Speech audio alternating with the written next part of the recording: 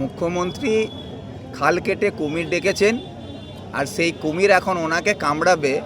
তো এখন বাঁচাবার জন্যে এখন সব দলকে ডাকছেন যে খাল কেটে কুমির নিয়ে এসছে, সেই কুমিরের কামড় আগে খান উনি, তারপরে আমরা চিন্তা ভাবনা করব।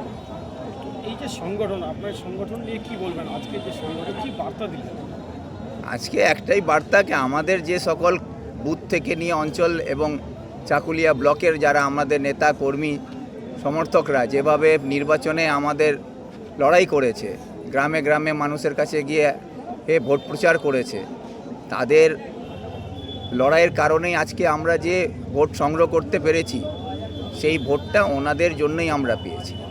সেইখানে আমরা আজকে আমাদের আত্মসমালোচনা করার জন্যে এই মিটিং ডাকা হয়েছে, রিভিউ মিটিং। সেখানে আমাদের কর্মীরা তাদের বক্তব্য রেখেছে, আর তাদেরকে যাতে আগামী দিনের জন্যে তারা প্রস্তুত হতে পারে।